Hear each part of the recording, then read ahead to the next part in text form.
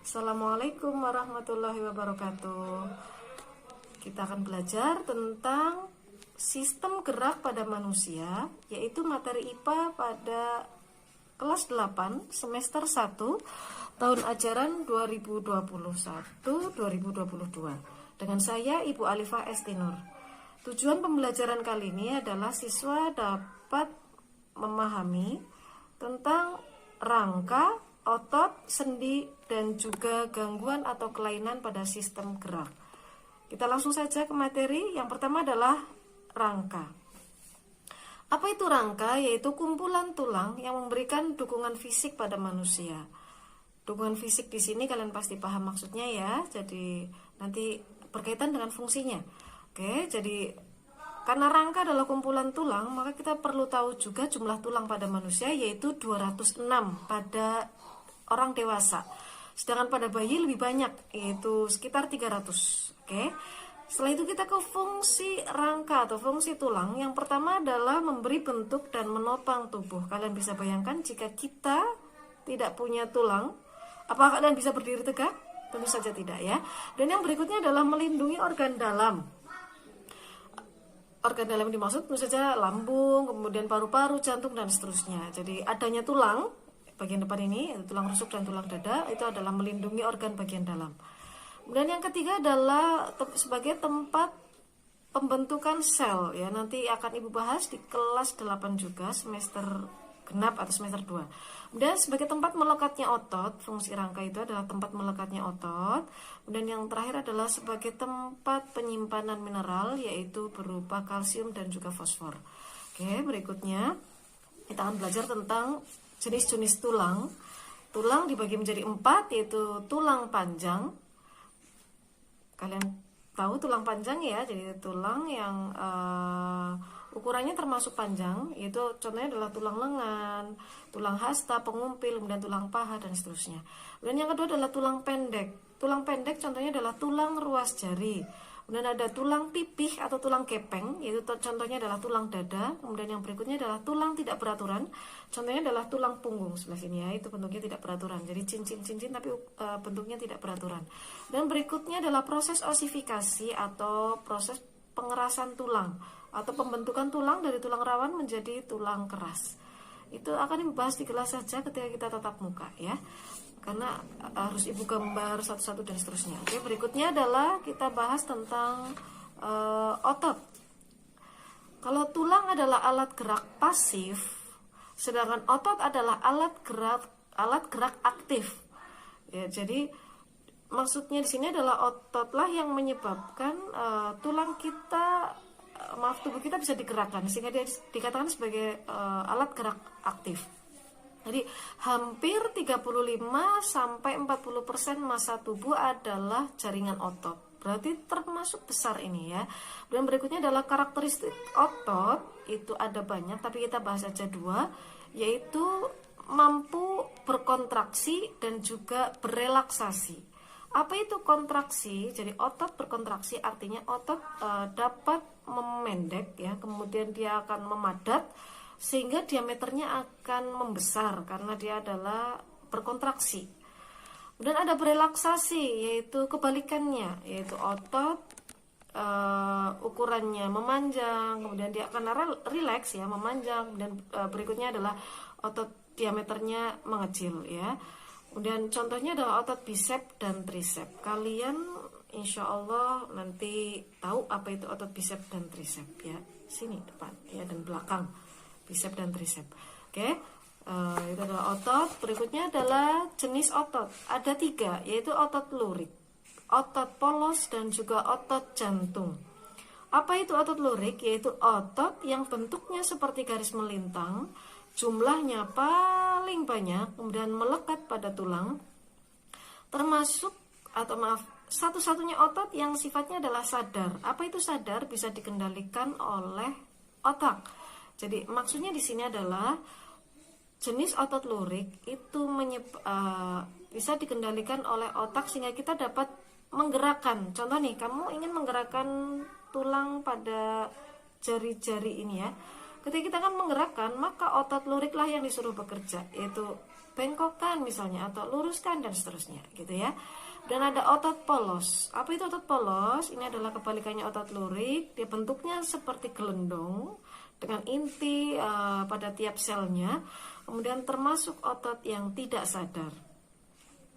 Otot polos ini ada di dalam organ dalam manusia ya, jadi kerjanya berkebalikan dengan tadi, yaitu otot lurik, otot polos secara tidak sadar, otot lurik secara sadar. Jadi otot polos ada di seluruh permukaan organ dalam manusia. Dan berikutnya ada otot jantung, yaitu otot yang bentuknya seperti otot lurik tapi sifatnya seperti otot polos.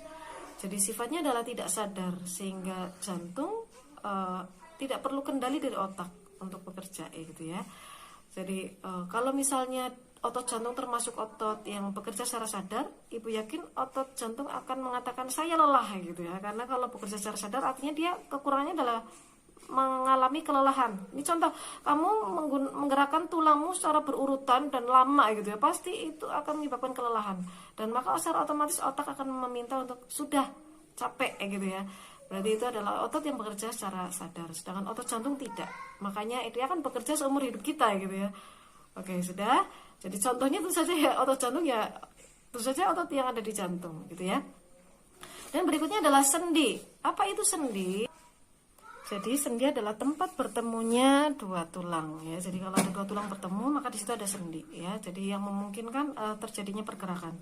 Sendi dibagi menjadi 5, yaitu sendi peluru. Jadi ciri khasnya sendi peluru adalah ada bonggol dan ada mangkuk. Ini contohnya di sini. Ini sendi peluru ya. Bonggol ini ya. Kemudian ada mangkuknya di sini. Dan ada di paha. Itu adalah contoh sendi peluru. Dan ada berikutnya adalah sendi engsel. Engsel, tahu engsel pintu rumah ya? Itu adalah gerakannya adalah satu arah. Maka sendi engsel adalah sendi yang memungkinkan gerakan satu arah. Contohnya adalah siku ini ya. Satu. Karena hanya satu arah tuh. Nggak mungkin dibalik ini ya. Dan ada selain siku ada lutut gitu ya, itu adalah contoh sendi engsel. Kemudian ada sendi putar. Ciri khasnya adalah ada yang berfungsi sebagai poros dan ada yang berfungsi sebagai cincin. Contohnya adalah sendi antara tulang tengkorak di sini ya, tengkorak dan tulang leher di sini ini ya. Jadi itu adalah sendi putar. Kemudian ada sendi pelana. Kalian tahu pelana kuda gitu ya. Jadi memungkinkan gerakan dua arah.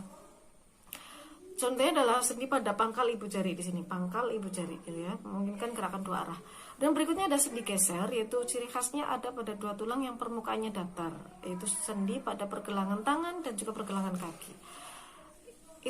Itu adalah tadi adalah sendi. Dan berikutnya adalah gangguan atau kelainan pada sistem gerak. Yang pertama adalah riketsia. Apa itu riketsia? Yaitu penyakit yang terjadi karena kekurangan vitamin D, sehingga pengerasan tulangnya terganggu dan tulang tumbuhnya itu membengkok. Kalian tahu penyakit polio ya, itu jadi jalannya itu O gitu ya, kemudian atau jalannya seperti huruf X gitu, benggang gitu ya. Jadi itu adalah penyebabnya adalah kekurangan vitamin D. Nama penyakitnya adalah riketsia. Yang kedua adalah osteoporosis. Ibu yakin betul kalian sangat sering mendengar penyakit ini. Osteoporosis. Biasanya kita langsung kaitkan dengan iklan di televisi tentang suplemen atau obat yang mencegah osteoporosis gitu ya. Jadi apa sih osteoporosis? Yaitu terjadi karena kekurangan tulang, itu kekurangan kalsium sehingga mudah keropos gitu ya. Biasanya penderitanya adalah orang-orang lansia atau orang tua. Dan berikutnya adalah artritis, terjadi karena metabolisme asam urat yang terganggu gitu ya. Jadi ini asam uratnya itu tertimbun di sendi-sendi gitu, sehingga menyebabkan dia kaku, nggak bisa digerakkan gitu. Itu namanya adalah artritis. Kemudian ada lagi fraktur atau fraktura biasanya disebutkannya, atau patah tulang. Kita sering ngomongnya tugel gitu ya, balunge. Jadi apa itu patah tulang? Itu terjadi karena benturan yang keras sehingga tulangnya menjadi rusak. Bisa jadi rimpil atau hanya sebagian, atau bisa jadi patah menjadi dua gitu ya. Kemudian jadi fraktura itu karena benturan yang sangat keras. Biasanya terjadi karena kecelakaan atau membentur sesuatu gitu ya, tapi dengan kecepatan tinggi. Dan berikutnya ada skoliosis, lordosis, dan kifosis. Skoliosis ibu langsung contohkan ya. Jadi tulangnya itu bengkoknya ke arah samping gini. Ini skoliosis. Kemudian ada lordosis. Kemudian ada kifosis, bungkuk. Ini dia. Kalau skoliosis itu terjadi karena kebiasaan duduk yang salah atau kebiasaan membawa beban pada salah satu bahu. Tas misalnya ya, kita senangnya ditaruh di kanan terus gitu. Maka bisa jadi nanti akan skoliosis. Nauzubillah min dzalik ya. Dan ada lordosis. Ini jadi tulang belakangnya itu bengkok. Jadi kayak gini jalannya. Gitu ya, dengal gitu. Jadi tulang belakang itu membengkoknya ke arah depan gitu ya, sehingga dia seperti ini. Biasanya penderitanya adalah orang-orang yang ya kebiasaan duduk yang salah, misalnya di kelas gitu, kalau pelajar soalnya gini, apa sih lah gitu ya, duduknya gini. Nah itu bisa menyebabkan lordosis. Dan berikutnya ada kifosis. Itu juga kebiasaan duduk yang salah. Ini Bu Alifah nih sering kayak gitu. Kalau nulis tuh sering nunduk kayak gitu ya, gitu. Kayak jadi tulang itu melengkung gini. Nah, itu adalah namanya kifosis. Nah, itu tadi sudah disebutkan gangguan dan kelainan pada tulang atau sistem gerak. Yang lain masih banyak gitu ya. Nanti makanya Ibu akan berikan feedback atau umpan balik kepada kalian untuk kalian respon ke Ibu melalui tugas yang akan Ibu tuliskan saja ke wali kelas kalian masing-masing. Kiranya sekian, mohon maaf apabila banyak kekurangan, pasti banyak kekurangannya. Semoga kalian paham dengan apa yang Ibu maksud. Kita sudahi sistem gerak pada pertemuan kali ini. Ibu cukupkan. Alhamdulillah. Wal afu minkum. Wassalamualaikum warahmatullahi wabarakatuh.